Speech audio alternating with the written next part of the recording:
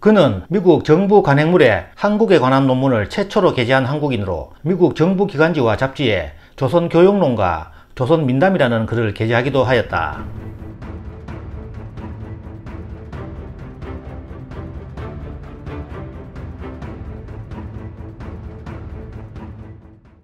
급진개화파 의산 서광범 편입니다. 1859년 철종대에 태어나서 1897년 7월 17일까지 38세를 살았다. 서광범은 평양 평안감사 사택에서 2주 참판을 지낸 서상익의 아들로 태어났다. 본관은 대구이다. 서광범은 영조의 정비, 정성왕후의 친정아버지인 서종제의 7대손으로 그의 증조부는 정조 때 영의정을 지낸 서용보이며 할아버지는 예조 판서를 지낸 서대순으로 그는 명문가문 출신이었다.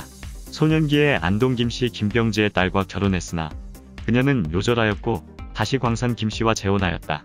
이후 갑신정변으로 광산 김씨와 헤어졌고 나중에 의정부사인을 지낸 박승헌의 딸 밀양 박씨를 세 번째 부인으로 맞이하였다.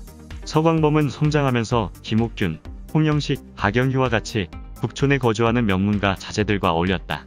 이들 북촌 양반 자제들에게 사상적으로 영향을 미친 인물로는 북학파인 박교수와 역관 오경석을 들 수 있다. 훗날 박영휴는 개화파의 신사상은 모두 제동 박교수 대감집 사랑방에서 나왔다고 회고한 바 있다. 당시 북촌은 서울의 청계천을 기점으로 그 북쪽에 있는 지역으로 예부터 고관대작을 비롯한 조선시대의 관리들이 살았던 곳으로 한마디로 조선시대의 강남이었던 곳이다. 서광범도 이러한 북촌의 명문가 자제 가운데 한 사람이었다. 21세인 1880년 증광시에서 병과로 급제하였다. 그는 명문가 출신이었던 만큼 과거에 급제한 후 승문원부정자, 규장각대교, 홍문관부 수찬, 승정원 동부승지, 참의군국사무 등의 관직을 역임하면서 승승장구하였다. 23세인 1882년 박영효, 서재필, 김옥균, 홍영식 등과 개화당을 조직했다. 그해 1월 김옥균을 수행하여 일본 도쿄로 건너갔다. 김옥균과 함께 일본의 국정을 시찰하였고 7월 이모군란이 발생했다는 소식을 듣고 급거 귀국했다. 당시 서광범은 일본 요코하마의 한 양복점에서 양복 한 벌을 사서 귀국할 때는 양복 차림으로 귀국하였다. 그는 조선 최초로 양복을 입은 인물이었다. 그해 9월에는 이모군란 뒤 일본 정부에 대한 배상금 청구 문제를 해결하기 위해 박영효가 일본 수신사로 파견되자 또다시 박영효의 종사관으로 일본으로 건너가 일본의 선진 문물을 견학하였다.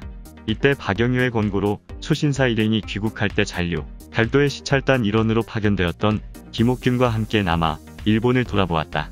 하지만 김옥균의 임무였던 차관 도입은 실패로 돌아갔으며 이듬해 3월에 빈손으로 귀국하였다.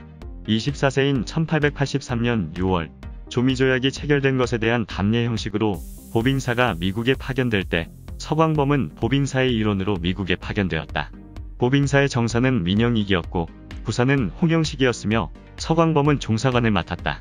보빙사 일행은 1883년 6월 조선을 출발하여 미국과 유럽을 순방하고 지구 한 바퀴를 돌고 이듬해인 1884년 6월이 되어서야 귀국하였다. 이런 영향으로 서광범은 서양 선진 문물에 관심이 많았고 개화 자강의 필요성을 절감하였다. 이후 그는 내무참의, 참의군국사무, 병조참의, 병조참판 등을 지냈다. 서광범의 관직 생활 초기에는 외국 출장이 잦았는데 처음 일본에 건너간 1882년 1월부터 미국에서 유럽을 거쳐 귀국한 1884년 6월까지 약 2년 5개월 가운데 국내에 있었던 기간은 채 반년이 넘지 않는다.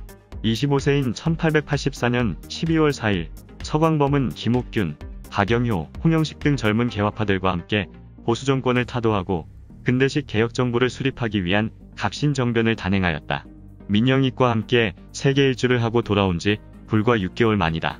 이들은 오정국 개국식을 이용하여 궁중에 불을 지르고 고급 관료들을 현장에서 살해하였다. 그리고 순식간에 혁신정부의 조직을 발표하여 정권을 장악하였다. 서광범은 좌위용사 겸 우포장, 대리외무 독판직을 맡았다. 그러나 거사계획의 부실과 외세와의 연계가 견고하지 못하여 청국군의 개입으로 정변은 3일 천하의 실패로 끝나고 말았다. 서광범은 김옥균, 박영효, 서재필, 변수 등 8명과 함께 창덕궁 북문으로 빠져나가 옷을 갈아입고 인천주재 일본 영사관 직원 고바야시의 주선으로 제1은행지점장 기노시타의 집에 은신하였다. 이후 인천 재물포항에 정박해 있던 일본 선박 지도세마루호에 잠입하여 밀실에 숨어있다가 일본으로 망명하였다. 이때 남은 행동대원들은 대역죄로 처단되고 관련자들도 여러 차례에 걸쳐 정계에서 숙청을 당하면서 개화파 세력들은 위축되었으며 개화정책도 중단되고 말았다. 서광범의 가족들 역시 연좌제로 처형당하였는데 아버지 서상익은 한성부 감옥에 투옥되어 8년간 수감 생활을 하던 중 굶어 죽었고 아내인 광산 김씨 역시 10년간 투옥되어 있었다. 그리고 집안에서 역적이 나올 시 이름을 아예 족보에서 빼어버리거나 학렬자까지 바꾸기도 했는데 서광범의 광자 학렬은 병으로 13촌의 먼 친척이었던 서재필의 제자 학렬은 정으로 각각 바뀌게 된다. 그 뒤에도 조선 조정에서는 서광범을 죽이려고 일본의 암살자를 파견했고 조선 정부의 소환형과 일본 정부의 무성의로 위기감을 느낀 서광범은 박영효, 서재필 등 몇몇 동료들과 함께 이듬해 5월 배편으로 미국으로 망명하였다. 샌프란시스코 서쪽 빈민가에 박영효, 서재필과 함께 정착했으나 하루 먹을 식비조차 마련할 수 없는 궁핍한 생활이 이어지자 견디다 못한 박영효는 2개월 만에 다시 일본으로 되돌아갔다. 이후 서광범의 미국에서의 망명 생활은 비교적 안전하였는데 그는 뉴욕, 뉴저지주 및 워싱턴 DC 등 주로 미국 동부 지역에서 거주하면서 사탕수수 농장과 커피 농장, 오렌지 농장에서 자벽부로 생계를 유지했다. 33세인 1892년 서광범은 미국 시민권을 취득하여 미 연방정부의 교육국의 번역관 겸 통역관으로 취직하기도 하였다. 당시 그의 미국식 이름은 케네스 서였다. 그는 미국 정부 간행물에 한국에 관한 논문을 최초로 게재한 한국인으로 미국 정보기관지와 잡지에 조선교육론과 조선민담이라는 글을 게재하기도 하였다.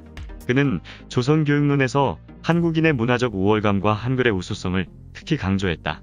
35세인 1894년 서광범은 망명의 길을 떠난 지 10년 만에 귀국하였다. 그는 간역죄를 저질렀지만 청일전쟁 이후 흥선대원군 세력을 몰아내기 위해 일본이 갑신개화파들을 투입하려 하자 고종도 흥선대원군을 견제하기 위해서 그의 귀국과 복권을 허락하였다. 서재필에게도 귀국 위사를 타진하였으나 그는 개업이로 미국에 귀화한 데다 미국 여인과 결혼까지 했기 때문에 귀국을 희망하지 않은 반면 서광범은 즉각 이에 동의했다. 서광범은 그해 12월 수립된 제2차 김홍집 내각에 법부대신으로 입각하여 박영희와 함께 2차 가보개혁을 주도하였다. 그는 이를 위해 미국 시민권을 포기하고 조선 국적을 회복하였다. 내부대신으로 임명된 박영효가 행정개혁을 시도했다면 서광범은 법부대신으로서 사법제도의 개혁을 위해 노력하였다. 그는 재판소 구성법, 법관 양성소 규정 등을 제정하고 차명 대신 교수형 제도를 채택하였다. 그는 재판소 구성법에 따라 설치된 고등재판소의 재판장을 겸하면서 조병갑과 조병식 등 동학농민전쟁의 불씨를 제공한 탐관오리들을 엄하게 처벌하였고 전봉준, 손화중 등 동학농민전쟁을 일으킨 주역들에게도 사형을 선고하였다. 서재필은 이로부터 약 1년 뒤에 귀국하였는데 서광범과는 달리 미국 시민권은 포기하지 않았다. 따라서 서재필은 중추원 고문에 임명되는 데 그쳤고 대신 독립협회를 조직하여 정부 바깥에서 활동하였다. 36세인 1895년 7월 내부 대신 박영효가 왕비를 살해하려 했다는 의심을 받고 일본으로 망명하였다. 박영효는 쫓겨났지만 서광범은 이후에도 법부 대신 자리를 그대로 지켰지만 이후 그의 정치적 입지는 약화되었다. 그해 10월 명성황후가 암살당하는 을미사변이 일어나고 같은 날 법부 대신 서광범은 제4차 김홍집 내각에서 임시 학부 대신 서리를 겸하게 되었다. 이후 왕후 암살 사건을 수습하는 과정에서 법부 대신으로 고종의 민비 패서인 조칙에 서명한 것이 문제가 되어 서광범은 왕비 암살에 연루되었다는 혐의를 받고 12월 주미특명 전권공사로 좌천되었다. 이때 로노크 대학교에서 주미국 조선공사인 그에게 명예법학 석사학위를 수여하기도 했다.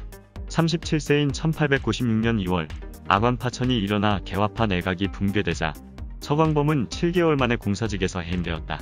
그는 해임 뒤 중추원 1등위관에 임명되기도 했지만 귀국하지 않았고 또다시 망명자 신세가 되어버렸다. 1897년 7월 17일 서광범은 지병이었던 폐병이 악화되어 숨을 거두었다. 향년 38세였고 시호는 익현이다. 그는 슬하에 자식이 없어 친척 서광정의 아들 서재덕을 양자로 들였다. 그의 유언대로 화장하고 유골은 이듬해 봄 본국으로 송환되어 경기도 광주군 언주면 야산의 유교식으로 다시 장사 지냈다. 이후 여러 번 이장을 하였다. 서광범은 민영익을 수행하면서 조선 최초로 세계 일주를 하였으며 국내 최초의 성경 번역자이다.